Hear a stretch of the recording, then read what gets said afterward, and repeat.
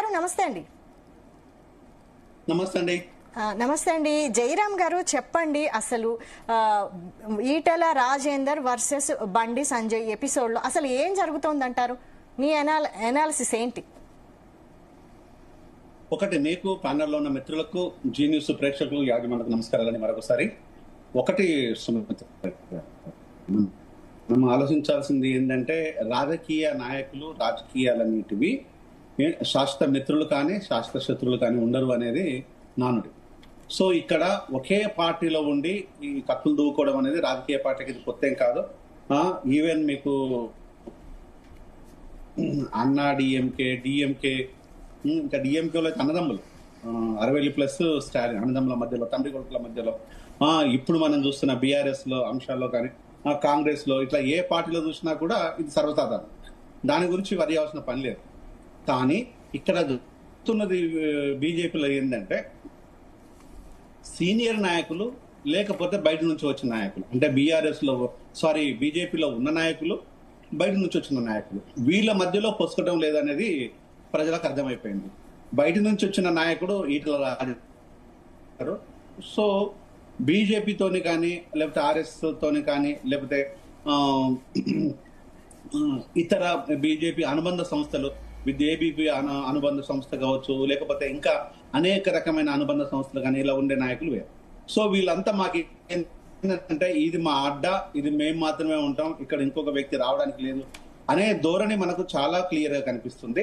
అది మొన్న బీజేపీలో జరిగిన రాజాసింగ్ ఉదంతం. రాజాసింగ్ ఉదంతం మరొక ముందుకే ఇప్పుడు ఇది. సరే, రాజాసింగ్ ఉదంతం ఏం జరిగిందన్న విషయాన్ని కొద్దిసేపు పక్కన పెట్టేద్దాం, ఇప్పుడు అది సంబంధం లేని, కాబట్టి ఎగ్జాంపుల్ మాత్రం ఇవ్వాల్సి వచ్చింది. కానీ ఇక్కడ బండి సంజయ్కి ప్లస్ ఈటెల రాజేందర్కు ఉన్న ప్రాబ్లం ఏంటంటే, రానున్న రోజులలో బీసీ నాయకత్వానికి విలువ ఎక్కువ, రానున్న రోజులలో బీసీ కార్డే చాలా వాల్యుబుల్, రానున్న రోజుల లోపల ఎస్సీ బీసీలను కలిపితే తప్ప ఓటు బ్యాంకు రాలన్నది. సో రానున్న రోజుల లోపల బీసీ 56% ఓటు బ్యాంక్ ఉందని తేలింది. అందులో 42% ఏకంగా కాంగ్రెస్ రిజర్వేషన్ ను ప్రకటించేసింది. దాంతో పాటు ఆర్డినెన్స్ కూడా తీసుకొస్తుందని చెప్తుంది.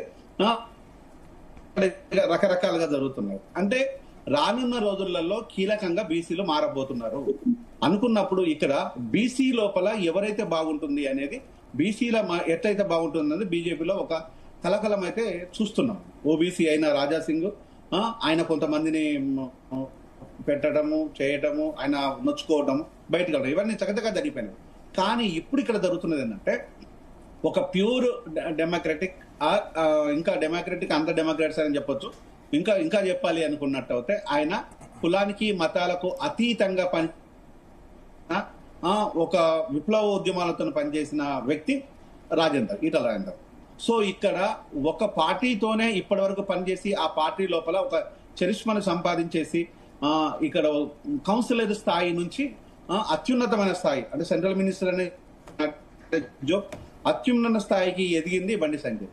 సో వీళ్ళిద్దరి మధ్యలో విపరీతమైన గ్యాప్ ఉంది ఒకే పార్టీలో ఉన్నప్పుడు. ఎందుకంటే బీసీ నాయకుడు, బీసీ నాయకత్వం రానున్న రోజుల లోపల బీసీలకు పట్టం కట్టినట్టు, బీసీలను ఒక తాటి తీసుకుంటే దానికి ఎవరు కీలక వ్యక్తి అనేది ఒక అంశం.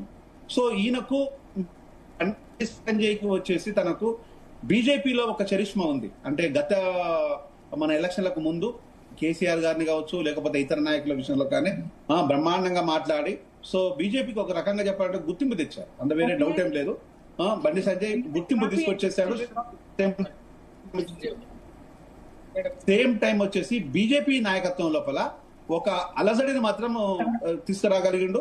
సో ఇక నాయకత్వాన్ని ఒక తాటి మీదకి తీసుకొచ్చేసింది. బీజేపీ గెలుస్తుంది, అధికారంలోకి వస్తుంది అనే ఊపును తీసుకొచ్చిండు. కానీ మరి బీజేపీకి ఏమైందో, ఏం పరిస్థితుల్లో మరి తెర వెనుక రాజకీయాలు ఏం జరిగినా కానీ ఆయన తప్పియడం చక్కచక్క జరిగిపోయింది.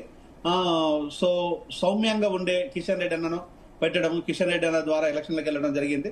సో అనుకున్నంత ప్రతిఫలం రాలేదు. సో అదంతా మనం కళ్ళము చూస్తాం. సరిగా దానికి కారణాలు అనేకమై ఉండొచ్చు. అయితే జరుగుతున్నది కరీంనగర్ వాసులు, ఒక్క నిమిషం అండి, ఇద్దరు కరీంనగర్ వాసులు, ఇద్దరు ఒకే పార్టీలో ఉన్నారు, ఇద్దరు బీసీలు, ఇద్దరు చరిష్మా గల వ్యక్తులు, ఇద్దరు స్వయం కృషితో ఎదిగి, ఇద్దరు ప్రజల లోపల ఒక ప్రత్యేకమైన ఒరవడి శైలి ఉన్న వ్యక్తులు.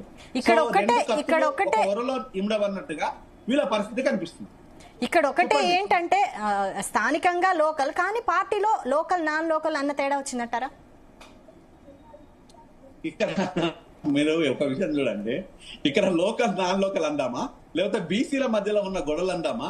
లేదు అనుకుంటే రేపు రానున్న రోజులలో లేకపోతే ఇతర కొంతమంది వ్యక్తులు అరే బీసీలు ఎస్సీలు పదవుల కోసం కూడా ఎట్లా అనుకుంటున్నారో, ఒక నాయకత్వాన్ని ఇంకొకరు దాన్ని ఏకీభవిస్తలేదు, అంగీకరించలేదు అనేది ఒక అపవాదు కూడా ఎస్సీల మీద, బీసీల మీద, ఎస్టీల మీద మాత్రం చాలా భయంకరంగా ఉన్నది. అది రానున్న రోజుల్లో ఇది విపరీతంగా మారిపోతుంది. అరే మరి ఓసీలు ఉన్నప్పుడు గొడవ రాదే, బ్రాహ్మణ్స్ ఉన్నప్పుడు రాదు, రెడ్డిస్ ఉన్నప్పుడు రాదు, తమ్మాస్ ఉంటే రాదు, వెలమాస్ ఉంటే రాదు, మరి బీసీ నాయకత్వం ఉన్నప్పుడు ఎందుకు గొడవలు వస్తాయి? బండి సంజయ్ అదే అంటున్నారు, ఇక్కడ మాత్రమే ఈ ప్రాబ్లం ఎందుకు వస్తుంది, ఎందుకు వచ్చింది అంటున్నారు బండి సంజయ్. అదేనండి ఇప్పుడు ఇది ఇక్కడ ఎందుకు వస్తుంది అన్నప్పుడు ఇగో ఇది ఒక ఎగ్జాంపుల్ గా చూపించడానికి అంటే నేను అగ్రకులం అని చెప్పను, ఎందుకంటే బీయింగ్ అనలిస్ట్ ని నేను అగ్రకులం అని చెప్పను, కానీ అత్యున్నతంగా ఎదిగిన కులాలు ఎవరైనా ఉన్నారు అంటే అధికార కులం ఏదైనా ఉందంటే వాళ్ళకు మాత్రం ఇది ఒక వెపన్ లాగానే ఉంటుంది అనేది నేను నమ్ముతున్నాను. రైట్. అలా నుమాన్ గారు